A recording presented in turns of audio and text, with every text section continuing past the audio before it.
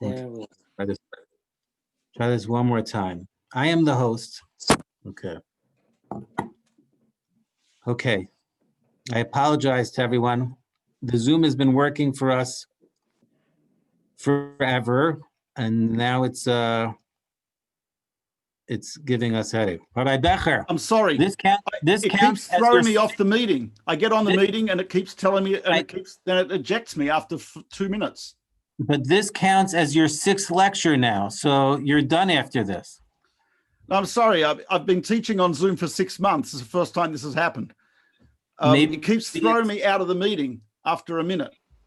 Okay, so how about I don't know Hello, exactly what to everyone. do. I'm on now, but it'll probably throw me off in another minute. Okay, so here's what we're going to do.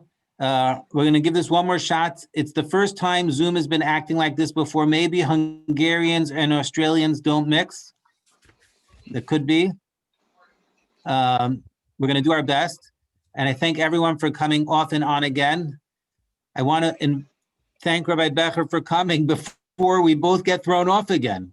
I feel like it's World Wrestling Federation when you get thrown out of the ring and in the ring. So You need a cage.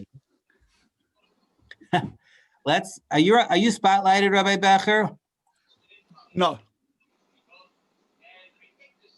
Okay, let me try to spotlight you. And now we go. Okay, begin. We love you. Thank you. Okay. Okay, good evening, everyone. So, not long ago, Woods Hole Oceanographic Institute discovered evidence of baby dolphins, with bottlenose dolphins with horrific injuries and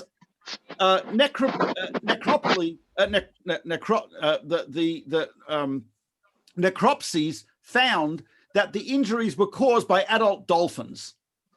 And this behavior seems to be going on amongst dolphins quite frequently, that adult male dolphins seriously hurt and attack young dolphins. Now, the question is, are dolphins evil? Do we condemn dolphins for doing this? Has the United Nations condemned the dolphins? Probably not, because they're not Israeli. But if they were Israeli, would they condemn them? So the answer is that we do not condemn dolphins for doing this, because dolphins are basically instinctive creatures. This is an instinct of the male dolphin to kill the offspring of other males in order to propagate their genes. And therefore, it is not evil behavior.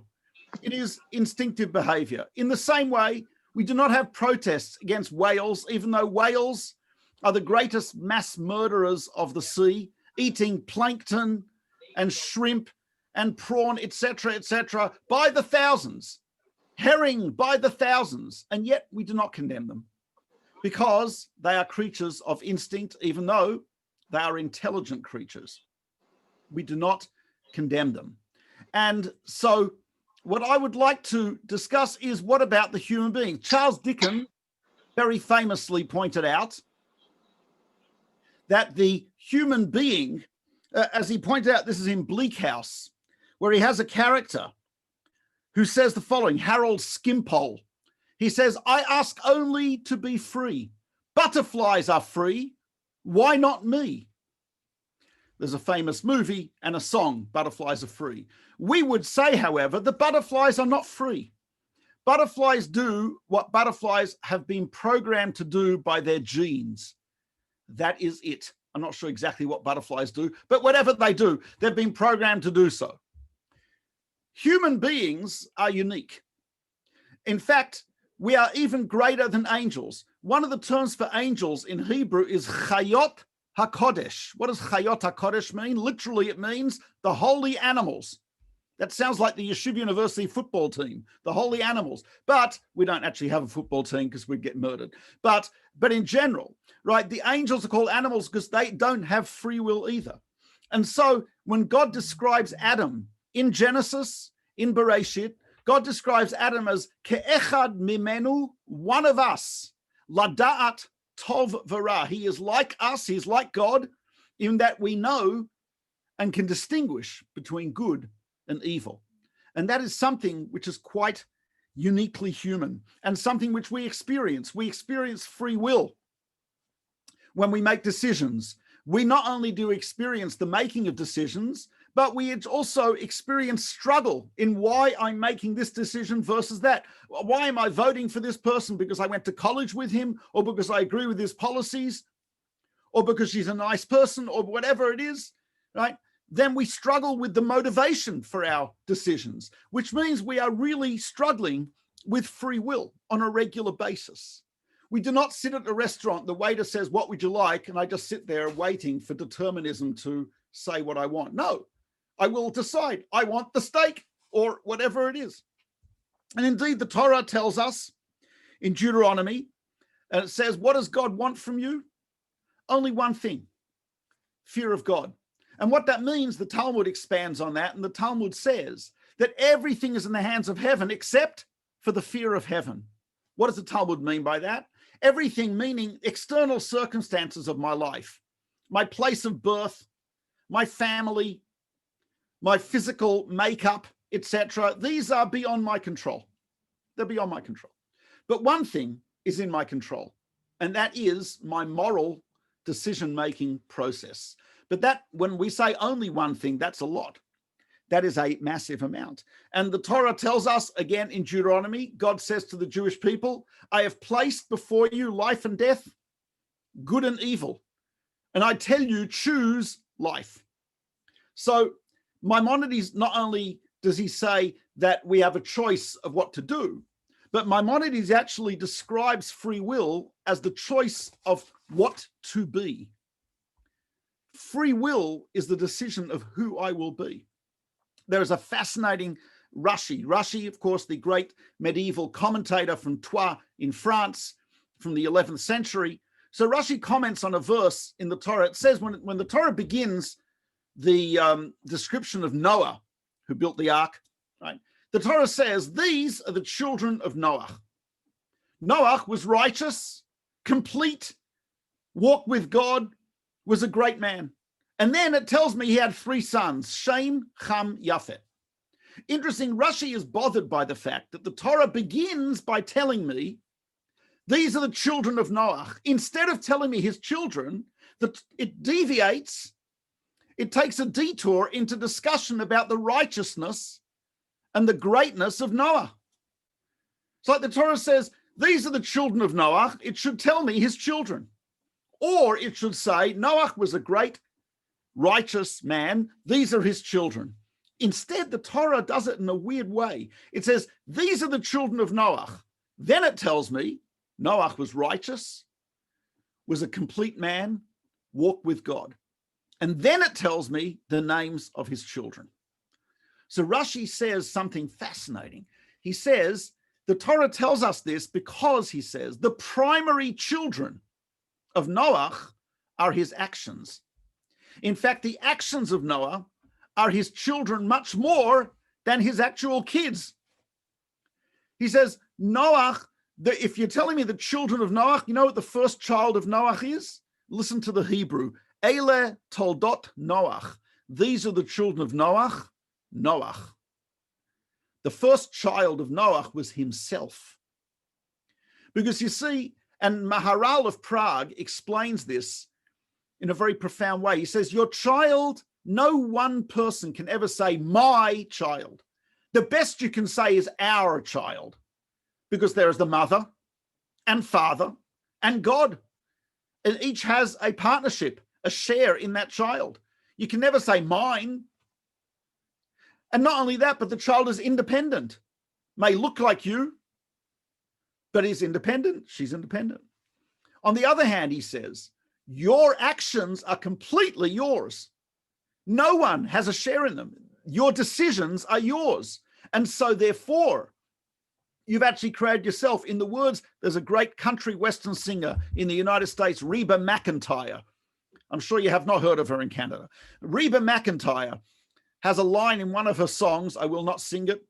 I'm having compassion upon you, right? But Reba McEntire says something to the effect of, you are your own child. Don't forget to be good. It's never too late to have a good childhood. No doubt she was thinking of Rashi when she made this song. In other words, you are your own child because we actually create ourselves. And the person that I will be in 10 years is created by the actions that I do now. The person that I am next week is created by what I do this week. What I do is who I am, and that creates who I will be. So if you're telling me the children of Noah, you know who's Noah's primary child is? Noah. He gave birth to himself, and we all are pregnant with our future self, which probably explains my frequent cravings. But in a spiritual sense, we are pregnant with our future self, and we give birth to our future self. And that future self is created by our actions. Now, Maimonides phrases it this way. He says, every person has the option of being as righteous as Moses and as evil as Bilam, a prophet who tried to curse the Jewish people. So why does he use a person as an example? Maimonides could just say, you could be righteous, you could be evil, you could choose to do this. He's trying to say you can create yourself. You can actually create yourself as a Moses, a Miriam, or an Aaron. You can create yourself as a Bilam or a Pol Pot or a Stalin. That's the unique ability of the human being. And it's interesting, when the human was created, there is a midrash that actually says that God created a committee to debate a committee of angels to debate whether the human should be created. It's a very famous rabbinic midrash. I don't take it literally, but you get the picture. There's a committee of debating, should the human be created? And what happens is, in the middle of the debate, according to the midrash, God walks into the committee, so to speak. He walks into the committee and he says, too late, I already decided. I created the human. While you were debating, I created the human. And the question is obvious. If you set up a committee to debate the subject, then wait for the committee to offer their opinion. And if you don't want their opinion, don't set up a committee. But he sets up a committee to debate human existence and then creates the human while they're debating. What's the logic? The logic is the following. God wanted the human to be created in the midst of debate because the human being is the only debatable creation. We need earthworms. I know they are gross and icky, but we need them because earthworms aerate the earth. If you want to create a good vegetable garden, you want to have great grass, you need earthworms, thousands of them per square acre. And earthworms are not debatable. We agree that we need earthworms. And earthworms are never going to deviate from their job, which is eating earth, right? They're not going to say, I'm sick of this. I want a better life. No, not going to happen. They're not debatable. The human is debatable because we could go either way, fulfill our purpose or not. And so we have this idea that central to the humanity is the ability of the human to choose. Central to humanity is the ability of the human to choose who they will be and what they will be. And why is this so? Why are we created with free will? What's the purpose of that? So here, Rabbi Mordechai Luzzatto, an Italian Jewish Kabbalist philosopher, poet, playwright, Torah scholar, all-round amazing guy, born in Padua, Italy, 1707. Rabbi Mordechai Luzzatto writes the following in his book, The Way of God, he wrote when he was in Amsterdam. In his book, he describes it in the following way. He says, God wants to create, wants to give. He creates in order to give, because the way of the perfect good is to give perfect goodness. What is the greatest possible good? Well, the greatest possible good is God. That means the greatest possible good available to the creature, to us, is a relationship with God, a closeness to God. But in order to have a relationship and a closeness with God, we need to be similar to God. Now, God is completely and utterly independent. Nothing outside of God exists. And obviously, nothing can influence God from outside because he encompasses all of creation, all of space, all of time, all of reality. which means the only way for us to be similar to God is if we too are self-actualizing, independent, unaffected by the external. And the only way for that to happen is for us to be given the ability to shape ourselves, the ability to be. Now, obviously, we cannot be completely godlike because we are, at the end of the day, created beings, but we can be similar. And as much as possible, similar. How that similarity is enabled by giving us the ability to choose between good and evil, to choose to be and to choose not to be and to choose what to be. It's an incredible power. And because of that power, King David writes in Psalms that the human being is vatachasrehu me'at me'elokim. We are made a little less than God and adorned with glory and honor, because it is the greatness of the human being that we have that ability to be self-created, self-actualized, self-made. Not completely self-made, because at the end of the day, we are created, but we can mold ourselves to a tremendous degree. A person can be brought up, can be born. There's a famous person who was born to a single mother in a horrific area, urban ghetto in the United States. She was born addicted to crack cocaine because her mother was addicted to crack cocaine. And this woman was able to change her life and get out of that situation and become one of the wealthiest, most influential, incredible women in the world, Oprah Winfrey, who I don't necessarily agree with her opinions and her views, but there's no question that she created herself in an incredible way. It's very impressive. A person can move again, can change. A person could be a criminal for years and have a change of mind and decide to reform themselves, become a better person.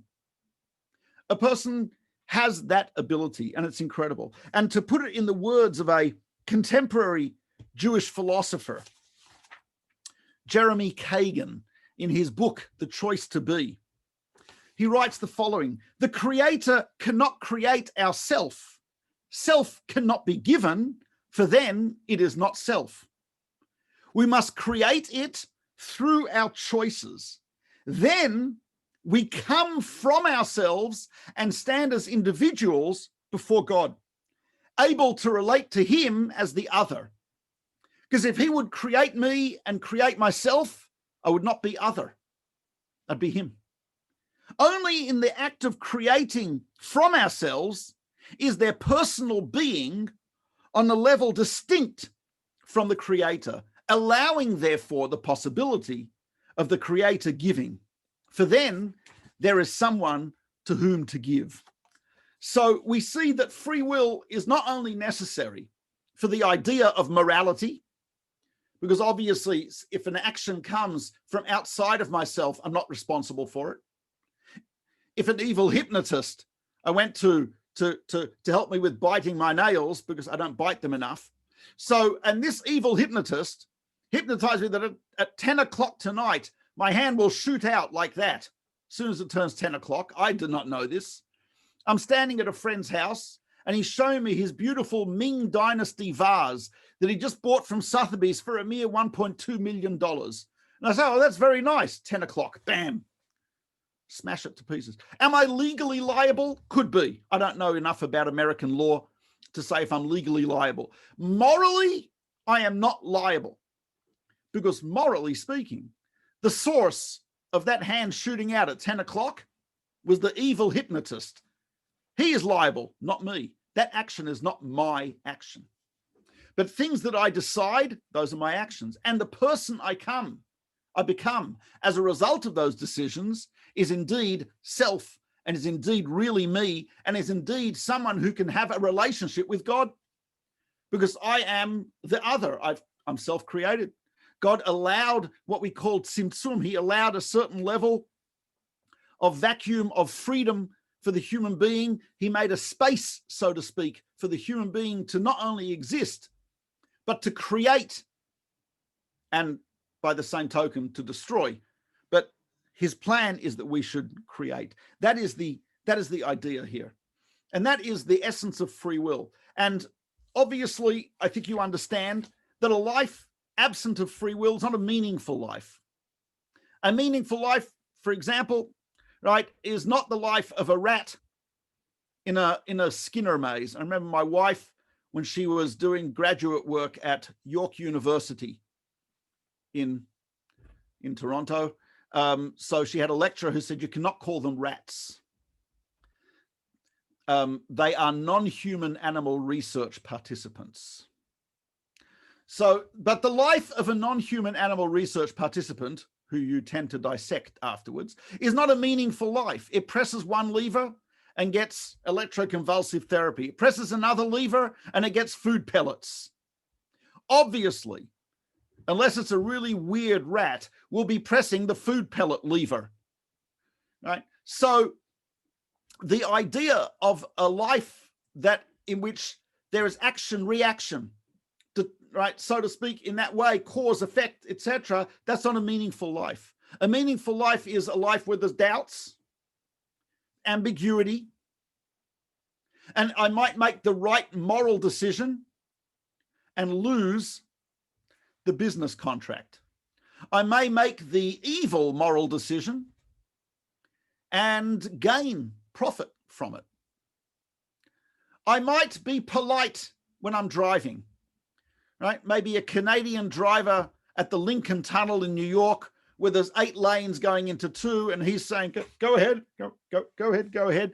You'll find his starving skeleton 2 months later in the car, sitting in the same place, because there is no way, unless you are brutal, psychopathic, homicidal, sociopathic, sadistic driver, you're not going to get there in New York and New Jersey. Not going to happen, right? So you need to exhibit a little road rage. Otherwise, you're just not going to get through the Lincoln Tunnel ever, right? So my point is that you might be the nice guy and not get ahead, because God does not want us to make the decision, because if I make the right decision, I get the food pellets. If I make the wrong decision, I get the electric shock. That is not a meaningful life. That is not self-creation. That is God, being B.F. Skinner, behavioralist psychology, right, etc. That's not what it's about. And that's why in this world there is ambiguity, and there are doubts, and there's vagueness, etc. And it's not always clear that the decision I make is going to get me ahead of the pack. And I might make a good decision and lose the card game. I might make a decision to cheat and I'll win the card game. Hanukkah approaching. A lot of people play cards on Hanukkah. But that is how the world is organized. It's organized not only that I have the ability of free will, but I also have the opportunity of free will. So we need both the ability and the opportunity. Now, there are people who raise a question, which I don't think is a very good question, but I will address it anyway. The question people raise is, well, if we are told by God, don't do this, or do that, or if you do that, this is what's going to happen, or if that's going to happen, where's our free will? So here, to use the phrase of Professor Gottlieb, he says, a person is confusing free will ability with free will authority. We don't have free will authority, meaning my free will is not that which determines what is right and what is wrong. That would be moral or amorality, because if everyone would determine because they chose it that it's right, that's it. Say goodbye to objective good and objective evil. Say goodbye to morality. Right? What we mean by free will is that I have the ability to choose between options in which God's authority has determined are right or wrong. So I don't get to choose that theft is right or wrong. Theft is wrong. I do get to choose if I will steal or not. That's up to me. And that's my free will decision. So therefore, we should not confuse free will authority, free will ability. Another challenge to free will is that people will raise the issue that God created the world. And not only did he create it, but he sustains the world. Right? And that his presence is everywhere at all times. And the strength I have to lift up my arm and the strength I have to slap someone is strength which God is sustaining me with right now. Which means, and if he is doing this, that means he wants me to slap you. So a person could make this argument. And by the way, there were philosophers, some of the Muslim philosophers in medieval times who actually made the argument. If I succeed in doing it, obviously it was the will of God. And this, of course, is one of the reasons for the downfall of a lot of societies, because they de-emphasize free will and emphasize determinism and fate. And hence, what reason is there to make progress? It's all predetermined. However, in Jewish tradition, we believe in free will, and certainly we experience free will. And I think most people do believe in free will. But how does that fit with God's desire or God's will? Isn't it God's? I mean, there's no way that I could have slapped this person if God did not will that I should slap him. So I think there's a new one answer to this question is that there's a hierarchy of will. God wants A, B, and C, but does he want A, B, and C equally? Not necessarily. He might want A more than B and B more than C. So for example, it could be that God wants free will A more than he doesn't want me to slap this person. Give you an example. I'm sure there are some parents here in this Zoom room. Now, it could be that, my youngest is 20, so I this is a long time ago. But I remember when he was little. So it's an hour before supper. He says, "Can I have a cookie?" And I say, "May I please have a cookie?" He says, "May I please have a cookie?" I say, "No." Right. So he says, "Why not?" I say, "Because you will ruin your appetite, and Mummy worked hard on supper, and I would like you to eat supper." He says, "Oh." So I walk out of the kitchen. Now, I then pick up my smartphone and turn on the webcam feature in the kitchen. And I see Ruffy heading towards the cookie jar. So I get onto it. I say, "Step away from the cookie jar. Keep your hands where I can see them." Right. Now, I don't do that. I do not do that. Right. Why don't I do that? Because I think it's more important for him to make a decision about obedience and discipline, etc., than it is for him not to have the cookie. I don't want him to have the cookie. True. But more than I don't want him to have the cookie, I want him to decide not to have the cookie, as opposed to, activating the remote electromagnetic lock on the cookie jar, right? And the anesthetic gas in the kitchen. No, right? That is not how to do parenting. That is terrible parenting, right? You got to let the kid make their own decisions. When you're teaching them to ride a bike, which I've done, and it's not fun, all right? And you hold on to the kid and you're running behind the bike. At a certain point, you let go and you let them make their own decisions. I'm telling you, steer towards, you're leaning that way, steer that way. And the kid thinks that doesn't make sense. They steer the other way and they fall over. A good parent is not someone who is jogging behind holding the bike when the kid is 15 and on his bike on the way to school. That is child abuse, right? So God is, after he teaches us how to ride, is a bit hands off. So yes, he doesn't want me to have the cookie, but more than not wanting me to have the cookie, he wants me to make the decision not to have it. And consequently, there is, to a certain degree, hands off. Another challenge that people raise is, I'm not going to have time to go into depth, is the challenge of God's foreknowledge. God knows everything before it happens, and he cannot be wrong, which means if I had choice of A and B, and God knows I'm going to choose B before I chose it, that means I couldn't have chosen A, because that would mean God's wrong. God can't be wrong. So how could I choose? So there's only one possibility.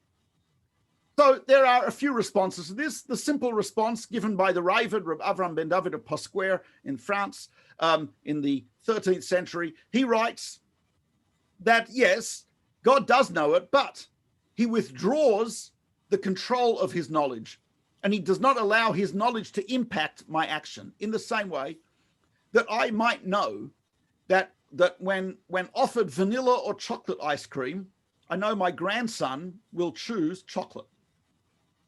The fact that I know he'll choose chocolate does not remove from him the possibility of choosing vanilla. I know 100% he'll choose chocolate because that creates the worse stains on his shirt than vanilla. So in his mind, that's the option to go for, obviously, right? So I know that, but doesn't remove from him free will.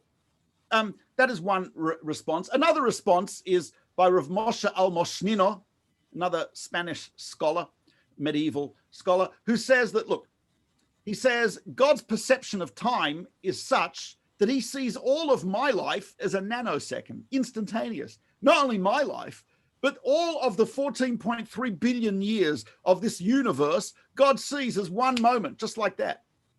If you can imagine, the time perception of a fruit fly that might live for a week is going to be a very different perception of time than a tortoise, which might live for 150 years.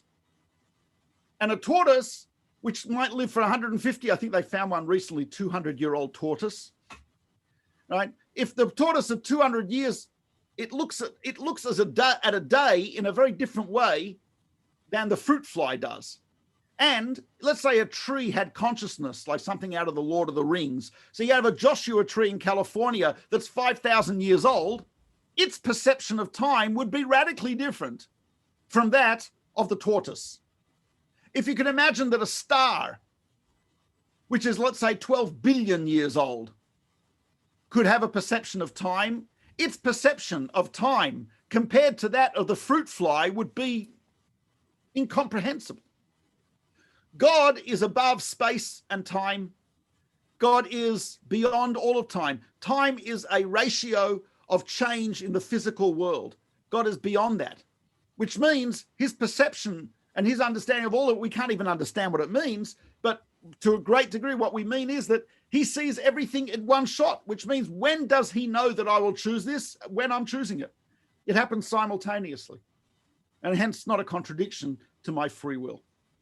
Those are two approaches. Another challenge to free will is people say that we are shaped by socioeconomic, educational, political, and genetic forces, which we cannot change. And we are products of that. So first of all, we don't have evidence that that is so. It is true, we agree that these forces affect our free will, and the free will choices growing up in a poverty-stricken village in Bangladesh will be different than those growing up in Forest Hill, Toronto. And that the type of decisions that you make on a day-to-day basis obviously will be affected by the background and the environment, but your ability to choose is still there. And indeed, someone from a wonderful, cultured, clean environment could end up being a serial killer. And someone from a horrific environment could end up being a righteous, wonderful person. So the fact that people can actually change, and also, by the way, we cannot predict it. If you could tell me, look, a child brought up in this neighborhood by these parents will do X, Y, and Z, you might have a case. We can't do that. That's not possible to predict, right? There are factors which are too plentiful. And by the way, one of those factors is free will. There are those who would argue also that the mind is a physical chemical machine and consequently deterministic, like most machines, like all machines, the possible exception of our old Jeep. But in general, right, these are deterministic, mechanistic. So first of all, that's ignoring a vast amount of evidence that there is a non-physical reality to consciousness. There's a thought experiment in terms of understanding that the mind is really information. If information could be stored outside of the neurons, then you would still be you. You'd be a slightly different you because no body, etc. But if you could store it in the cloud, right? You could store it on a USB. It'd still be you. There's a non-physical component to the self, and consciousness, which interacts, by the way, our mind interacts with non-physical things. There are mathematical systems There are geometric figures which don't exist in the real world, which the mind of a mathematician can actually interact with. We're interacting with non-physical reality. And there's also, I don't have time to go into it, but the famous double slit experiment in quantum mechanics, in which our consciousness affects the outcome and the behavior of the particles, is type of interesting, because those particles are being observed. If my consciousness is only particles, then those particles are being observed by other particles. Why should these particles impact the collapse of the probability wave of the other particles? Unless we say that these particles are not just particles, but there's something called consciousness and a non-physical reality which determines and which collapses the probability wave. And that non-physical component, consciousness, is not something mechanistic. It's not a machine. It is not determined. A final challenge to free will, which I think is a very important challenge to discuss, is that it's more of a pragmatic challenge, which is that many actions in our life are not really free will. Example. So, when I was in Israel, I served in the IDF, as did 3 of my sons. So there I am, right, I'm just off base, and I'm standing at an ATM. That's my son, by the way. So I was standing at an ATM. I've got an M16. He has an M4 with an ACOG sight. It's a sharpshooter. Anyway, but I'm standing with an M16. Now, I'm standing there with an automatic weapon because I had a day off from base, and a guy cuts in front of me in line at the ATM. Now, I don't know what it's like in Toronto now, but if you were standing at an ATM and there was someone with a machine gun there or an automatic weapon, would you cut in front of them? I don't think so. In Israel, it's completely normal. Completely, right. So the guy cuts in front of you. Now, I got to tell you, even though I was in possession of this weapon, it did not cross my mind to kill him for cutting in line. I didn't even think of jabbing him in the kidney with the barrel or breaking his clavicle with the butt of the rifle. None of these things crossed my mind. Instead, what I did was I said, excuse me, but I was here, right? Which, of course, had zero effect, as you can understand. Now, if you do something like that, now, was that a free will decision? Did I have any struggle? Not really. I'm not a violent guy. I didn't really struggle about it. I just didn't think of it. It didn't cross my mind that I should kill him. Same token, when I used to travel, remember travel, folks?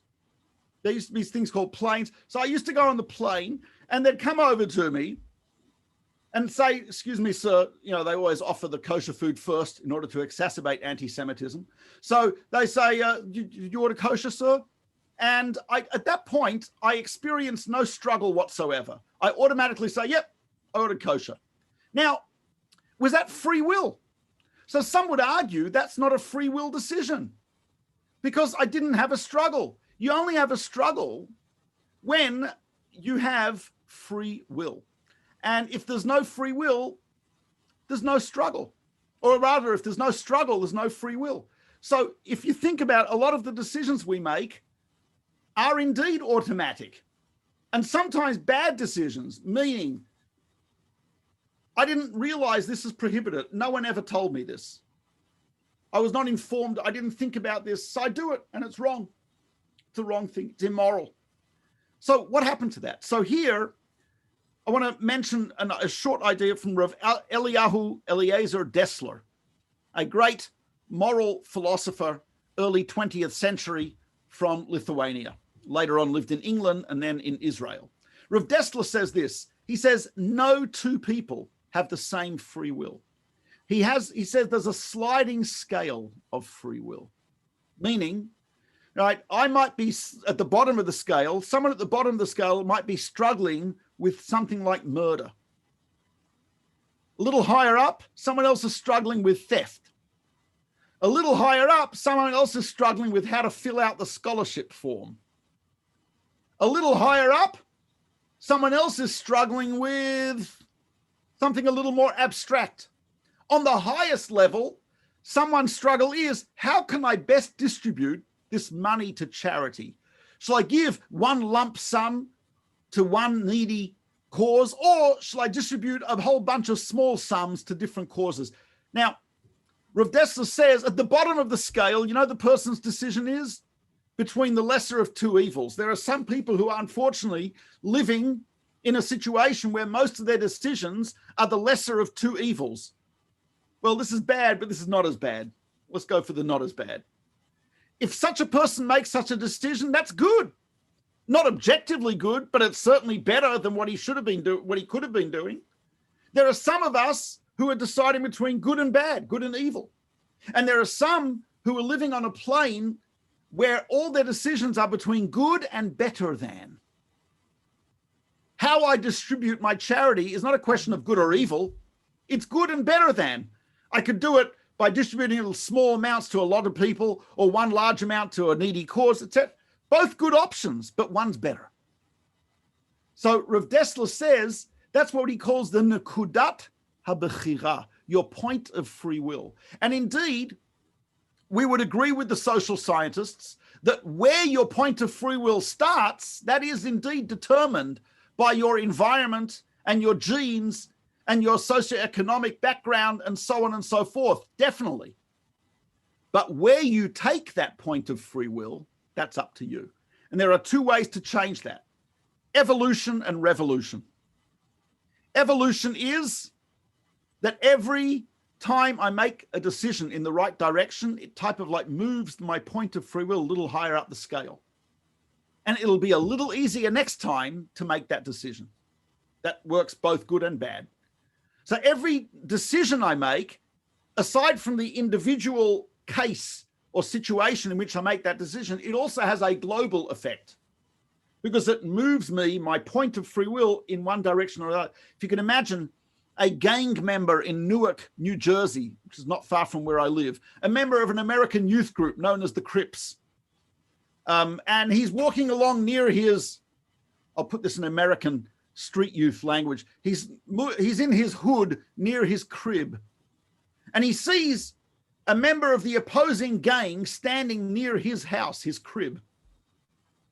And what decision is going through his mind? Which weapon to use? The Glock 9mm, the nunchaku, or the balancong fighting knife? Which shall he use? He decides for the nunchucks. But as he gets closer to the guy, he recognizes the guy as a former friend of his from elementary school. So instead of killing him, he only breaks his collarbone. Now, is that a good decision or a bad decision? Well, I think it's a less evil decision. It's not a good decision in the sense of objectively good. Oh, he only injured him, he didn't kill him. But on the other hand, where this guy is, that's fantastic. I'm very happy he made that decision. Maybe the next time he'll say, you know what, I'll injure him. And maybe death won't even get into his mind. Maybe he'll just decide between what type of injury. And who knows, if enough times he makes that decision, maybe he'll walk over to him and say, excuse me, sir, but you appear to be lost. Can I help you? Right? This is, of course, messianic, but hopeful. It could happen. And every decision, so evolution, we move up the scale and down. The other way of doing it is revolution. You know, sometimes we make a decision which affects many, many, if not all of our other decisions. Whom to marry, where to live, what job I take. These are decisions that affect where my free will struggle will be. Oh, let me end with a story of a friend of mine who studied at Or Sameach Yeshiva in Jerusalem. Now, he came from a neighborhood in England, which was a really lousy neighborhood. He was one of the reasons it was a lousy neighborhood. He was a member of a soccer team's firm. Those are hooligans who basically have gang wars with other soccer team fans. This is a classic English thing to do. In any case, right, so he was in a particularly bad fight. It was a knife fight. He lost. He wakes up in hospital after the operation, after hundreds of stitches. And the first thing he sees on the wall, it's a Catholic hospital. He sees a picture of starts with a J, Jerusalem on the wall. The other wall had Jesus. Thank God he was facing the wall right. He sees the city of Jerusalem and he makes a decision at that point That's it. This is not a life. I'm going to Israel. See, after he recovers, he goes to Israel. He goes to kibbutz. He got bored with kibbutz because he's able to read and write. And so he goes to Jerusalem. In Jerusalem, he's standing at the Western Wall, and a rabbi comes over to him and he says, "You're Jewish." And he says, "Yeah, what's it to you?" He says, no, chill. He says, "You're interested in a hot lunch and a class." Marshall says, "Hot lunch, yes, class, no." The rabbi says they go together. Marshall says, "All right." He ends up at Rosh Sameach. He says, "The lunch was appalling, but the class was pretty good." Now let me jump to present day, which is now 35 years after those events. Marshall is Moshe, and he lives in Jerusalem, and he has a wonderful family, and he teaches second grade, and he also teaches self-defense.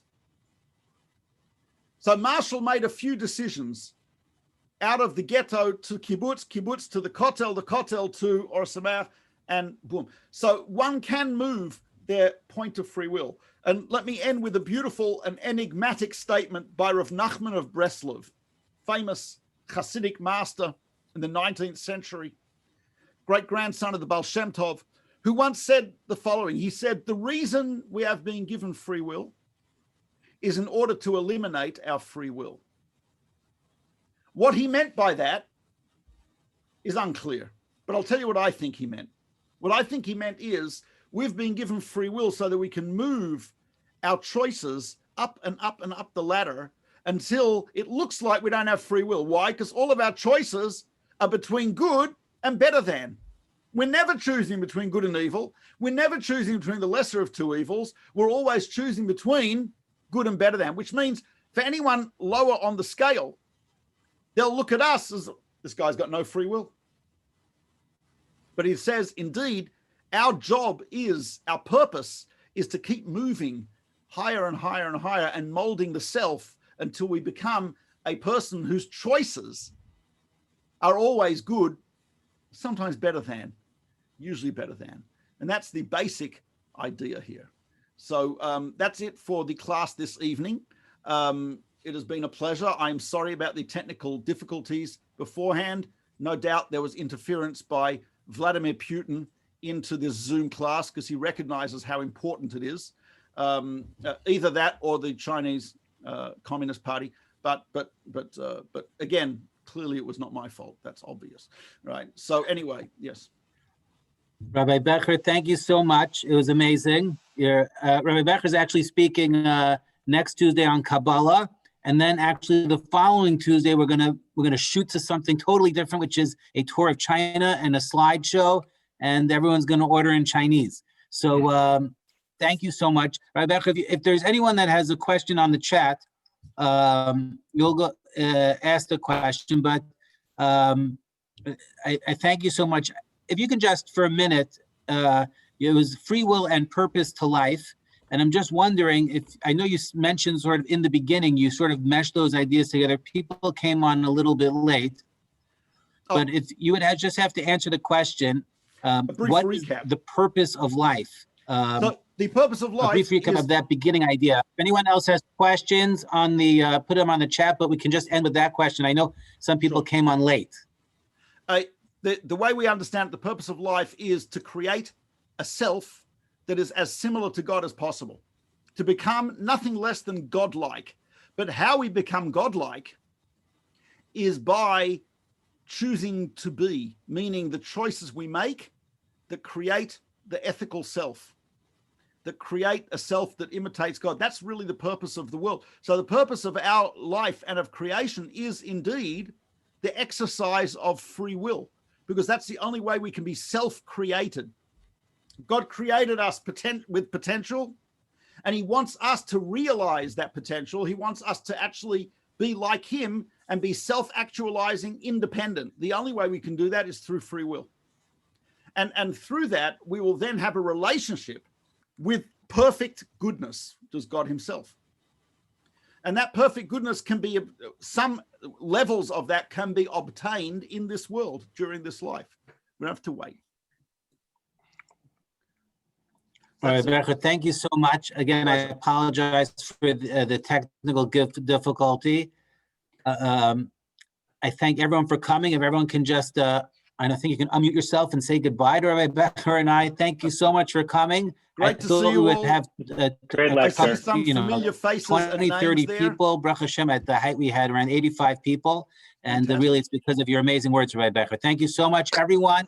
Please say Thank goodbye. you. And Rabbi Thank Becher, you. again, Thank you so I'll much. see you next week. Excellent. Thank you. Thank you. Amazing. Bye so much. Thank you. Bye. Thank you. Thank you so much, everyone. Thank you very I much. can leave the class and you'll still be on if you want. Okay. Thank you very much. Okay, we'll mute you, Rabbi Becher. Take care. All the Rabbi Becher, you can go. Take care, everyone. Thank you. Petros, Thank you, Rabbi. thank you. Who's there? Paul, Evan, Olga, Judith, Jerry, Paul, Josh, Khani, Samara. Samara from New York, from New Jersey. I gotta love it. Take care, everyone. I don't see some faces. Khani Design, can I see your face? Samara, can I see your face? Joe, the place looks gorgeous. I want to leave the house and move there. Unbelievable. Guys, unmute yourselves somehow. You're a bunch of mutants. Can he see us? I think so. All the best. Oh, there we are. Take care, everyone. Why are we?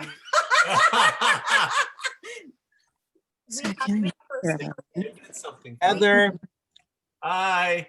Right, excellent. Hey, Dan, Mazel Tov on the bar mitzvah. It was awesome. Thank you. Hadassah, so good to see you. Oh, look at that. Those kids, unbelievable. Who's with that 5, 4? Oh my gosh, 3 people, 2 people. Heather and Dan, I want to see some send me 2 good pictures from the bar mitzvah. I'm putting one in my office. Thank you. Take care, everyone. Evan. Take care, everyone. Bye.